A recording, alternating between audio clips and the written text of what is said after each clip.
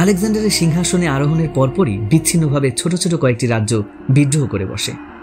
Thrace, Illyria এবং থেবসের মতন অঞ্চলগুলোতে শক্তি প্রয়োগ করেন আলেকজান্ডার। বিদ্রোহ দমনে থেবস নগর ধ্বংস করেন তিনি। প্রায় ৬,০০০ বিদ্রোহীকে হত্যা এবং ৩০,০০০ লোককে দাস হিসেবে বিক্রি করেন। বিদ্রোহী রাষ্ট্রগুলো ভীত সন্ত্রস্ত হয়ে পদানত হয় তার। মেসিডনের রাজা হবার পরই তার পিতার প্রতিষ্ঠিত কোরিন্থীয় ইউনিয়নের মাধ্যমে গ্রিক নগর রাজ্যগুলোর উপরে ক্ষমতা দৃঢ় করেছিলেন আলেকজান্ডার। গ্রিস শান্ত করার পরই তরুণ আলেকজান্ডার পারস্য সাম্রাজ্যের দিকে অগ্রসর হন। ৩৩৪ খ্রিস্টপূর্বাব্দে গ্রানিকাসের যুদ্ধে বড় বিজয় আসে আলেকজান্ডারের পক্ষে। এরপর ভূমধ্য সাগর ধরে তিনি দক্ষিণে অগ্রসর হন। ফ্রিজিয়া সহ এশিয়া মাইনরের অধিকাংশ অঞ্চলই তার দখলে চলে আসে। এর পরের বছর ইসাসের যুদ্ধে তিনি এই প্রথম পারস্য সম্রাট তৃতীয় দারিয়াসের মুখোমুখি হন। শক্তিশালী ৪০,০০০ সৈন্য নিয়ে তিনি দারিয়াসকে পরাজিত করেন। রাজা দারিয়াস পালিয়ে বাঁচেন, তবে তার পরিবার ধরাশায়ী হয়। আলেকজান্ডার দি গ্রেট তাদের সসম্মানে মুক্ত করে দেন, যা তাকে পার্সিয়ানদের মন জয় করতে সাহায্য করে। এরপর ফোনেশিয়ার ক্ষমতা নিজ হাতে নেন আলেকজান্ডার। বিনা যুদ্ধে বিবলস সিডন আত্মসমর্পণ করে, তবে টায়রে এসে তিনি বাধাপ্রাপ্ত হন। প্রায় ৭ মাস অবরোধ করেন এই শহর। পরিশেষে শহরের বেশিরভাগ প্রাপ্তবয়স্কদের মৃত্যুদণ্ড এবং বাকিদের দাস হিসেবে বিক্রি করে দেওয়া হয়।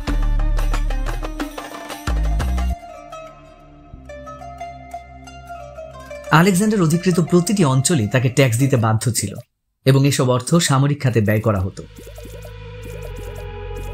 টায়র দখল করার পর আলেকজান্ডার ফিলিস্তিনে প্রবেশ করেন, বিনা বাধায় প্রবেশ করেন মিশরে এবং মিশরকে পার্সিয়ান শাসন থেকে মুক্ত করেন। মিশরের রাজধানী তখন ছিল মেমফিস।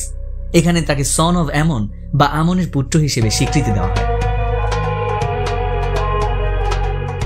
অর্থাৎ ইজিপশিয়ানদের একজন ফারাও হিসেবে সম্মানিত করা হয় আলেকজান্ডারকে, যা তাকে পুরো ইজিপশিয়ানদের সমর্থন লাভে সাহায্য করে। নিজ নামে মিশরে তিনি একটি শহরও নির্মাণ করেন, আলেকজান্দ্রিয়া, যা পরে মিশরের প্রধান বন্দর এবং দ্বিতীয় বৃহত্তম অর্থনৈতিক গুরুত্ব সম্পন্ন শহরে পরিণত হয়। মিশর থেকে এবার মেসিডোনিয়ান সৈন্যদল মেসোপটেমিয়ার দিকে অগ্রসর হয়। তারা টাইগ্রিস এবং ইউফ্রেটিস নদী পার হয়ে এগিয়ে চলে। এদিকে দারিয়াস তার বিপুল সৈন্য নিয়ে আলেকজান্ডারকে মোকাবেলা করতে এগিয়ে আসে। ৩৩১ খ্রিস্টপূর্বাব্দে গগামেলা নামক গ্রামে ইতিহাসের সুবিখ্যাত গগামেলার যুদ্ধ শুরু হয়। একদিকে আলেকজান্ডারের প্রায় ৪০ থেকে ৪৭,০০০ সৈন্য এবং অপরদিকে দারিয়াসের প্রায় ২.৫ থেকে ৪ লক্ষ সৈন্যের বিশাল বহর। এই প্রথম যুদ্ধে হাতি এবং রথ ব্যবহার করে পারস্য সৈন্যদল, যে রথের দুপাশে ধারালো অস্ত্র লাগানো থাকত। তবে আলেকজান্ডারের তীরন্দাজরা হাতি এবং রথবাহকদের হত্যা করতে সক্ষম হয়। ভীত সন্ত্রস্ত হাতি ঘোড়া পিছু হটতে শুরু করে।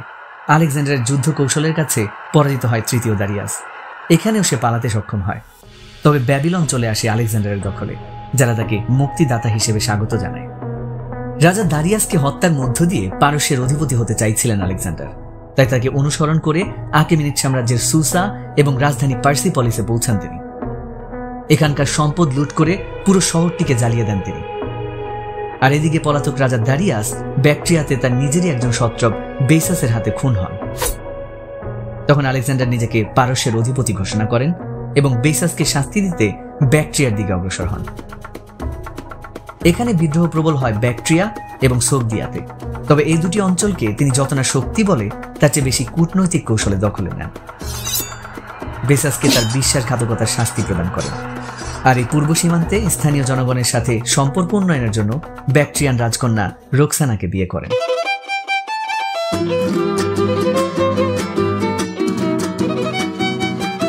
আলেকজান্ডার আকেমিনিড সাম্রাজ্যের পুরাতন রাজনীতিতে পরিবর্তন আনেন।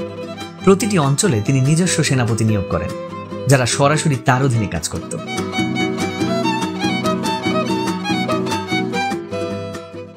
এবার আলেকজান্ডার দ্য গ্রেটের ভারত জয়ের পালা।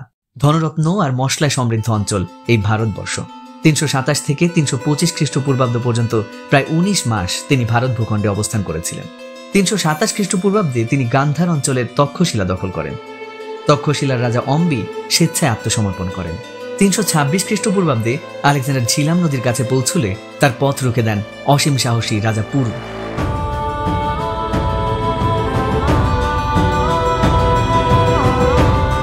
প্রায় 41,000 শক্তিশালী মেসিডোনীয় আগ্রাসী সৈন্যের বিরুদ্ধে রাজা পুরুর ছিল 20,000 পদাতিক সৈন্য, 4,000 ঘোড়সাওয়ার আর 200 যুদ্ধ হাতি।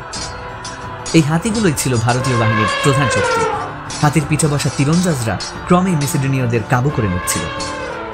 এমনকি আলেকজান্ডারের প্রিয় ঘোড়া বুসেফেলাস এখানেই মারা পড়ে। আলেকজান্ডারের কৌশল এবং নেতৃত্বের মুখে শেষ পর্যন্ত বন্দী হন রাজা পুরু।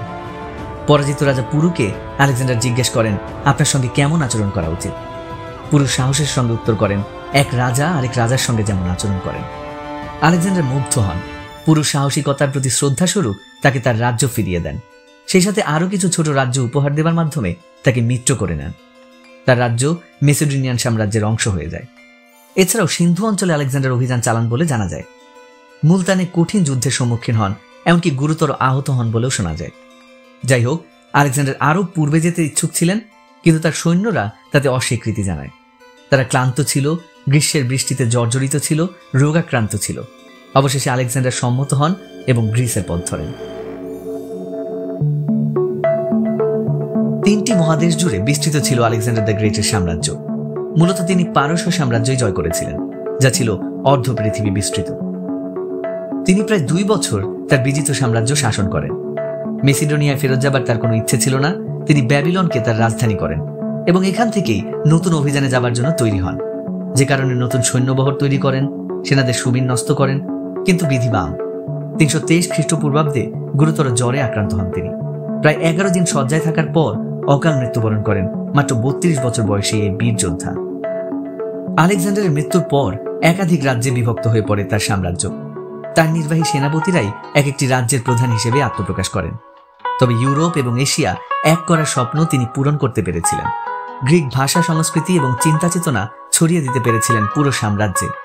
স্থানীয় সংস্কৃতির সঙ্গে গ্রিক সংস্কৃতির এই মিশ্রণকে বলা হয় হেলেনিস্টিক যুগ, যে যুগের সর্বশেষ রানী ছিলেন ক্লিওপেট্রা।